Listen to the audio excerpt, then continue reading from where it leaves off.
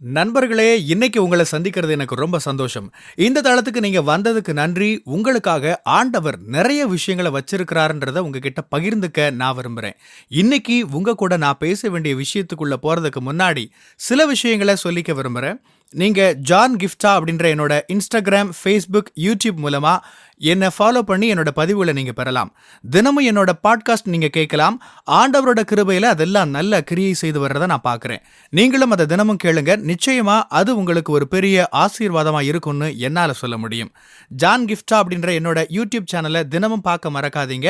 ஃபியல் for the soul with John கிஃப்டா அப்படின்ற English பாட்காஸ்டையும் நீங்க தினமும் கேட்கலாம். www.johngifta.com அப்படின்ற என்னோட வெப்சைட்லையும் இதெல்லாமே இருக்கும். ஜான் திறந்த கதவுகளா தான் இருந்தது. நானே அதை கெடுத்துக்கிட்டேன் அப்படின்னு சொல்றீங்களா? அது உங்க தொழிலையோ, வேலையிலையோ, ஊழியத்திலேயோ, உறவுகள்லையோ இருந்திருக்கலாம். அதை நீங்க ஆவலோட எதிர்பார்த்து கொண்டிருந்த ஒரு வாய்ப்பாக திறந்த ஒரு கதவா இருந்திருக்கலாம். உங்களோட பலவீனத்தாலேயோ, குறைவாலேயோ அல்லது ஏதோ ஒரு காரணத்தினால அந்த திறந்த கதவுகளை நீங்க இழந்திருக்கலாம்.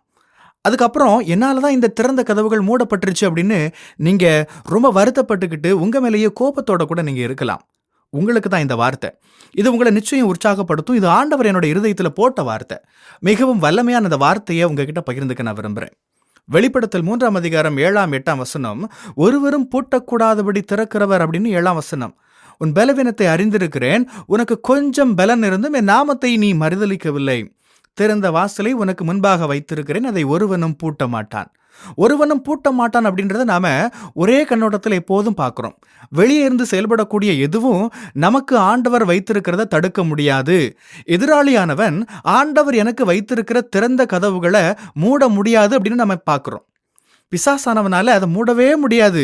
என்னை விட வலிமையானவர்களா தோன்றுபவர்கள் கூட அதை மூட முடியாது. ஆண்டவர் எனக்காக திறந்ததை எந்த மனுஷனும் பூட்ட முடியாது. இப்படி சொல்லும்போது வெளியே இருக்கிற ஒரு நபர் நம்மை தடுக்க முடியாது அப்படின்னு தான் நம்ம நினைக்கிறோம். ஆனா ஆண்டவர் எனக்கு வேறு விதமான ஒரு வெளிப்பாட்டை கொடுத்தாரு.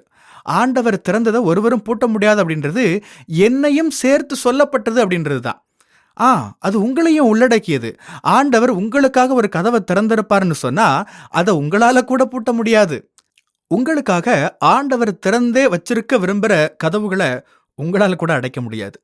பாருங்க, பாவத்துல தொடர்ந்து இருங்க அப்படின்னு நான் சொல்லல. பாவத்திற்கு பின்விளைவுகள் உண்டு. நீங்க ஆண்டவரோட குரலுக்கு, வார்த்தைக்கு துணிகரமா கீழ்ப்படியாம இருக்கக்கூடாது. அதெல்லாம் ஒருபுறம் உண்மைதான். ஆனா நான் இங்க சொல்ல முயற்சிக்கிறது என்னன்னா, கதவுகள் நம்முடைய பலவீனங்கள் காரணமா அடைக்கப்படுது. நம்ம சிலதுல போதிய பலம் இல்லாதவர்களா இருப்பதனால அடைக்கப்படுது. நம்முடைய வாழ்க்கையில சில கரடு முரடான பகுதிகள் இருக்கலாம். அந்த குறிப்பிட்ட வகையான திறமைகள் நம்ம கிட்ட இல்லாம இருந்திருக்கலாம். அதாவது இதெல்லாம் காரணமா வச்சுதான் என்னாலதான் அந்த தவறு நடந்துட்டது அப்படின்னு நீங்க சொல்வீங்க. ஆனா நீங்க புரிந்து கொள்ள வேண்டிய விஷயம் என்னன்னா, ஆண்டவர் உங்களுக்காக கதவுகளை திறக்க முடிவு செஞ்சுட்டா, உங்க பலவீனங்களை, உங்க பலன்களை, உங்க திறமைகளை அவர் தன்னோட கவனத்துல வச்சிருக்கிறாரு. நீங்க தவறு செய்யக்கூடும் அப்படின்றது அவருக்கு தெரியும்.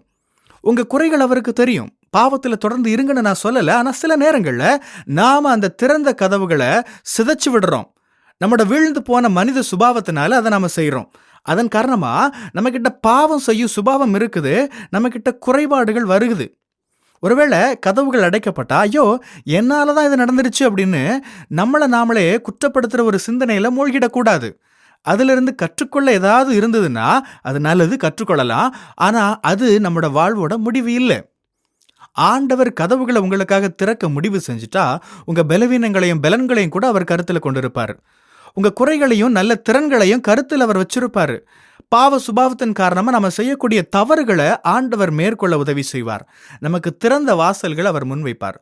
ஒருவேளை ஏதோ ஒரு காரணத்துக்காக உங்க கதவுகள் அடைக்கப்பட்டிருந்தா, உங்களை நீங்களே தாக்கி கொண்டிருப்பதை முதல்ல நிறுத்துங்க. ஆண்டவர் அதை திறக்க நினைச்சிருந்தா அவர் அதை திறந்தே வைத்திருப்பார். அந்த குறிப்பிட்ட உறவுகள் உங்களுக்கு தொடர வேண்டும் அவர் நினைச்சிருந்தா அதை அவர் தொடர செஞ்சிருப்பாரு. அந்த வேலை உங்களுக்கு இன்னும் இருந்திருக்க வேண்டும் அப்படின்னு சொல்லி அவர் நினைச்சிருந்தா இன்னும் அந்த வேலை தொடர்ந்து இருக்க செய்வார். ஆனா அதெல்லாம் நடக்கல. அந்த கதவுகள் அடைக்கப்பட்டு விட்டது அப்படின்னா அமைதியா இருங்க. ஆண்டவர்கிட்ட சொல்லுங்க, நான் தவறுகள் செஞ்சிருக்கிறேன், எனக்கு இதெல்லாம் தெரியாது, இப்ப நான் கற்றுக்கொண்டேன். ஆண்டவரே, சிறப்பான ஒன்றை எனக்கு அடுத்து தாங்க. சிறப்பாக செய்கிறதுக்கு எனக்கு உதவி செய்யுங்க. உம்முடைய கிருபையை தாங்க, உம்முடைய இரக்கத்தை எனக்கு காட்டுங்க, எனக்கு புதிய வாய்ப்புகளை தாங்க, புதிய கதவுகளை தாங்க அப்படின்னு சொல்லுங்க. ஏற்கனவே நம்ம பார்த்த வசனத்தை திருப்பிக் கொள்ளுங்க. உனக்கு கொஞ்சம் பலன் இருந்தது என்று சொல்லப்பட்டிருக்கிறது. நம்முடைய கொஞ்ச பலனை ஆண்டவர் அறிந்திருக்கிறார்.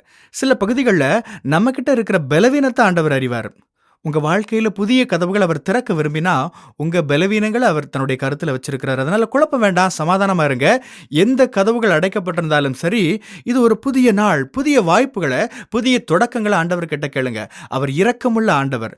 கடந்த காலத்திலிருந்து கற்றுக்கொள்ளுங்க, அனுபவங்களை பயன்படுத்துங்க, உங்களை நீங்க மேம்படுத்திக் கொள்ளுங்க, உங்களை தகுதிப்படுத்திக் கொள்ளுங்க. ஆண்டவரை இன்னும் அதிகமா சார்ந்துருங்க, புதியதா தொடங்குங்க.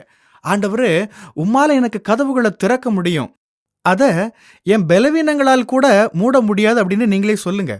அதே சமயம் பாவத்துல தொடரக்கூடாது அப்படின்ற சத்தியங்கள் எல்லாம் உண்மைதான்.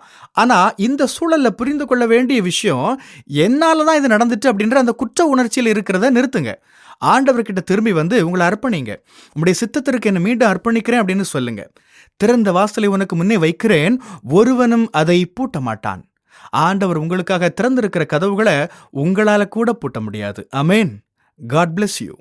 பிரியமானவங்களே, இந்த செய்தி மூலமா நீங்க உற்சாகம் அடைஞ்சிருப்பீங்க, ஆசீர்வதிக்கப்பட்டிருப்பீங்கன்னு விசுவாசிக்கிறேன்.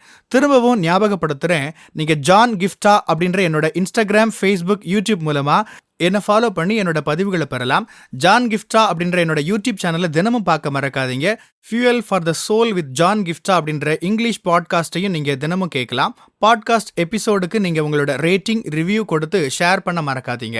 www.johngifta.com அப்படின்ற என்னோட வெப்சைட்லையும் இது எல்லாமே இருக்கும்.